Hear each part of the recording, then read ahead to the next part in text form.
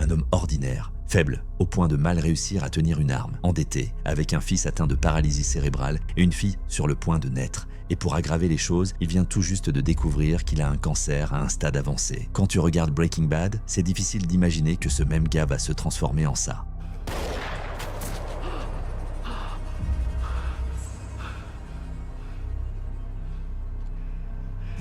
Run. Mais si je te disais que Walter White n'a jamais été cet homme ordinaire, que, même bien avant le diagnostic, il était déjà le véritable monstre derrière tout ça. Dans cette vidéo, je vais te montrer pourquoi Walter White n'a jamais existé. Dès que la série commence, on prend déjà un choc. Un homme en caleçon, portant un masque, conduisant un camping-car avec 2 personnes inconscientes au sol et un autre type évanoui à côté. On sait que la situation est tendue, d'autant plus que dès qu'il sort du camping-car, il prend une caméra et commence à se filmer, désespéré, croyant que c'était la fin. Il dit qu'il aime sa femme et son fils, et plus le son de la sirène se rapproche, plus il sent que tout est terminé. Il va même jusqu'à tirer sur lui-même, mais par chance ou malchance, la balle ne part pas. Et c'est curieux, parce qu'on ressent son angoisse et on croit en son amour pour sa famille. Mais pour une raison qu'on ne connaissait pas encore, il était à 2 doigts d'abandonner tout ça. Ce qui évidemment n'arrive pas parce que le bruit qu'il entendait venait en fait des pompiers qui passent devant lui sans même faire attention. Un peu plus tard dans l'épisode, on commence à comprendre qui est vraiment ce type à moustache et chemise verte. Couleur qui d'ailleurs représente l'argent et bien sûr la cupidité, montrant déjà un peu de la personnalité de Walter. C'est encore plus clair quand on voit qu'il est prof de chimie au lycée et que, pour compléter ses revenus, il doit laver des voitures, y compris celles de ses propres élèves. Sa femme, Skyler, de son côté, ne travaillait pas. Elle vendait seulement quelques affaires sur eBay, parfois à des moments plutôt inappropriés, montrant non seulement un manque d'attention envers son mari, mais aussi un énorme besoin de contrôle. Et son fils, qui portait son prénom, semblait admirer davantage son oncle que lui, ne se souciant même pas des blagues que Hank faisait sur Walt. Sa passivité, son insécurité et son absence totale de vitalité ne faisaient que confirmer que, jusqu'à ce moment-là, Walter n'avait aucune force pour se battre. Mais tout change du jour au lendemain, et bon, vous savez pourquoi. Une maladie, un cancer du poumon, incurable, seulement traitable par chimiothérapie. Et dans le meilleur des cas, il lui restait 2 ans à vivre. Ce qui est d'ailleurs drôle, parce que c'est exactement ce qui se passe. Sauf que voilà, le cancer ne détruit pas Walter. Il le réveille, parce qu'au lieu de voir ça comme une condamnation à mort, Walter utilise le cancer comme l'excuse parfaite, l'excuse dont il avait besoin pour enfin commencer à vivre. C'est pour ça qu'il décide de gagner tout l'argent qu'il n'a jamais eu de sa vie et de tout laisser à sa famille. Peu importe les moyens, même si ce n'était pas réellement sa vraie intention, mais c'est ce qu'il croyait jusque-là. Et, pour la première fois de sa vie, il commence à s'imposer, il quitte la station de lavage, affronte les gamins qui embêtaient son fils, gagne même son admiration, quelque chose qu'il n'avait jamais eu, et s'associe à Pinkman pour produire de la meth. Ce changement, presque du jour au lendemain, surprend même Jesse, parce que l'homme qu'il connaissait n'était qu'un prof banal d'une école publique. C'est pour ça qu'il demande à Walter pourquoi il faisait tout ça, s'il avait perdu la tête ou s'il était déprimé. Et Walter dit simplement « I am awake. » Jesse ne comprend pas vraiment, mais on voit bien que Walter ne plaisantait pas. Ses actions, avant complètement prudentes, prennent de plus en plus d'ampleur. Affronter des trafiquants tarés comme Tuco, mentir sans arrêt à sa femme, brûler la voiture d'un gars juste parce qu'il s'est garé à sa place et s'associer à des chefs encore plus dangereux comme Gus Fring. C'est comme s'il était devenu immunisé au doute, à la peur et qu'il faisait simplement tout ce qu'il voulait. Après tout, il allait mourir, non ? Bon, c'est là que les choses changent et qu'on comprend mieux qui est réellement Walter White. Parce que dans sa tête, sa mission était de réunir de l'argent pour sa famille puisqu'il allait bientôt mourir. Et au moment où Walter découvre que son cancer est en rémission, donc que sa santé s'est améliorée, voici sa réaction.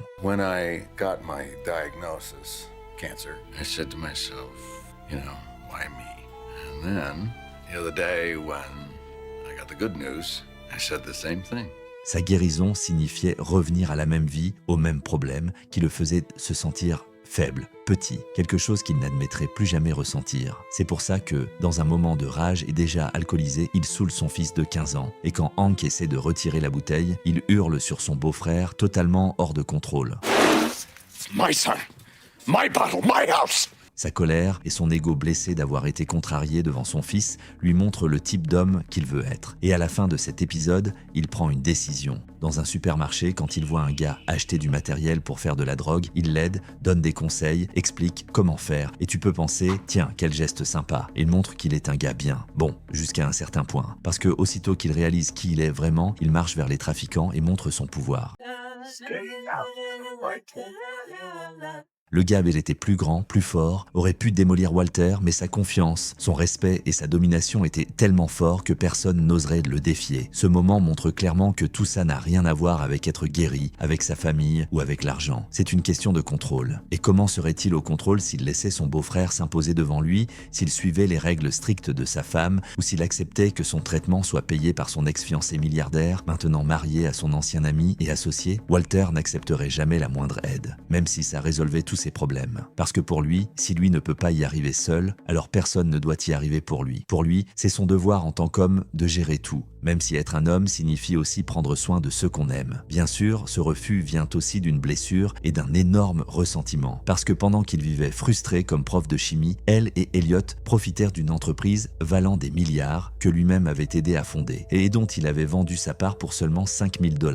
Et je sais que la série n'explique pas très bien pourquoi il a quitté Grey Matter. Mais dans une interview au Huffington Post, Vince Gilligan explique mieux le passé de Walter et sa relation avec Gretchen. Je pense que c'était une situation où il n'a pas réalisé que la fille avec qui il allait se marier était très riche et venait d'une famille influente, et ça l'a laissé perplexe, l'a fait se sentir inférieur, et il a exagéré. Alors il s'est simplement éloigné. Autrement dit, dès qu'il s'est senti inférieur, faible, avec son ego blessé, il a préféré partir, même si c'était pour quelque chose de complètement idiot. Et bon, cette décision lui a coûté quelques milliards, juste ça, quelque chose que Walter n'a jamais digéré. Et c'est grâce à tout ça qu'on comprend que son orgueil et ses attitudes guidées par l'ego le dominaient déjà bien avant de rencontrer Skyler. Son estime et sa confiance n'allaient jamais grandir avant qu'il libère le monstre qu'il avait toujours été, le gars capable de manipuler son partenaire encore et encore, juste pour obtenir ce qu'il veut, même si ça signifiait empoisonner un enfant ou laisser sa petite amie mourir sous ses yeux. Et même s'il semble ressentir de la culpabilité à un moment, dès qu'il est confronté ou se sent inférieur, il montre son vrai visage. And I watched her die. I could have saved her, but I didn't. Parce que comme le dit Skyler, il est le danger. I am not in danger, Skyler. I am the danger. A guy opens his door and gets shot and you think that of me? I am the one who knocks. Peu importe si ça effraie encore plus sa femme qui veut éloigner les enfants ou si ça attire encore plus l'attention de la DEA. Au point de dire à Hank que Heisenberg est toujours en liberté, juste parce qu'il a appelé Gale un génie. Sa quête était d'être reconnu, d'être le grand chef, d'entendre les gens murmurer son nom, d'être craint, respecté, et surtout de montrer que Walter White n'était qu'une façade, une honte qu'il ne supportait plus, quelqu'un qui avait été effacé bien avant la première fournée de Meth ou la première mort. C'est pour ça qu'il bâtit son empire, gagne assez d'argent pour 10 générations et élimine tous ceux qui lui barnuquent la route, y compris un de ses partenaires. Mais personne n'entre dans cette vie et en sort indemne. Quand Hank le découvre, il tombe facilement dans le piège, persuadé que Jesse allait voler son argent, alors que Jesse ne savait même pas où il était, juste pour montrer l'ampleur de son ambition. Et là, on a Ozymandias et sa grande chute, sans argent, sans beau-frère, sans personne. Et quand il rentre chez lui et doit affronter sa famille, il sait déjà qu'aucun mot ne réparera ce qu'il a fait. You killed Hank. What? No. You killed No! I tried to save him! Mais comment espérait-il s'en sortir en faisant confiance à des nazis, en faisant tout le monde passer pour un idiot pendant un an, en croyant qu'une vie de crime allait lui donner quelque chose qu'au fond, il n'a jamais eu, respect, admiration, contrôle. Au point que, quand il voit sa femme et son fils avoir peur, il réalise qu'il n'y a plus de retour possible. Sa famille, sa maison, son rôle de père, tout est resté dans ce désert. L'homme qui disait faire tout ça par amour n'est maintenant qu'un fou désespéré essayant de justifier ses erreurs. Et c'est justement dans ce moment où tout s'effondre que pour la première fois il accepte de montrer à ceux qu'il aime sa vraie version. Parce que maintenant, il ne s'agit plus de cacher ou d'être admiré. Il ne reste qu'une chose, compenser, d'une manière ou d'une autre, tout le mal qu'il a causé. I liked it. I was good at it. I was alive. C'est pour ça qu'il menace Elliot et Gretchen pour qu'ils utilisent son argent pour payer l'avenir de sa famille, qu'il se venge du gang de l'oncle Jack et qu'il libère Jesse, le regardant une dernière fois, voyant une douleur qu'aucune somme au monde ne pourrait effacer. Et à la fin, déjà blessé par balle, il fait face à ce qu'il avait réveillé pour la première fois et réalise que sa véritable maladie n'a jamais été le cancer, mais bien sa soif insatiable de pouvoir. Parce que l'addiction qui t'élève est la même qui te détruit. Que tu sois le danger, l'homme qui frappe, le patron de l'Empire, le puissant Heisenberg, ou même l'homme qui révèle le plus grand mensonge de toute la série, appelé My name is Walter Hartwell White. I live at 308 Negra Arroyo Lane, Albuquerque, New Mexico. Skyler, you are the love of my life. I hope you know that. Walter Jr., you're my big man. There are going to be some things that you'll come to learn about me in the next few days.